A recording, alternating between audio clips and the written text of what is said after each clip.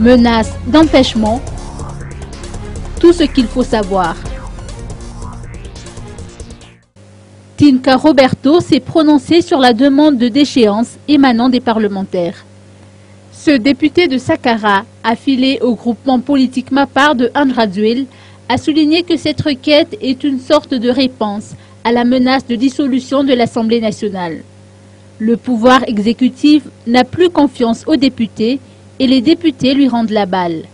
115 des 151 députés siégeant à l'Assemblée nationale ont signé la mise en accusation, car ils ont entendu dire que le décret portant dissolution du Parlement aurait déjà été élaboré.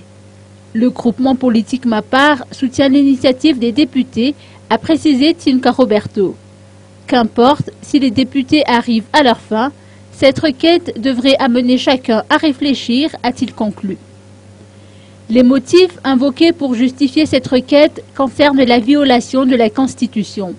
D'après les révélations, le président Eradjonar Mampian aurait violé la Constitution en ce sens que la Haute Cour de justice n'est toujours pas en place, que la laïcité de l'État n'a pas été respectée et qu'il ne s'est pas conformé à l'article 54 de la Constitution, dispositions qui régissent le mode de nomination du Premier ministre. De son côté, Christine Razanamaassou, ancienne présidente de l'Assemblée nationale, a indiqué les étapes de la procédure après la mise en accusation. Ainsi, suite à la conférence des présidents, les députés se réunissent en assemblée plénière et passent au vote. Pour ce qui est du quota, 2/3 des députés doivent être favorables pour que l'empêchement puisse être prononcé.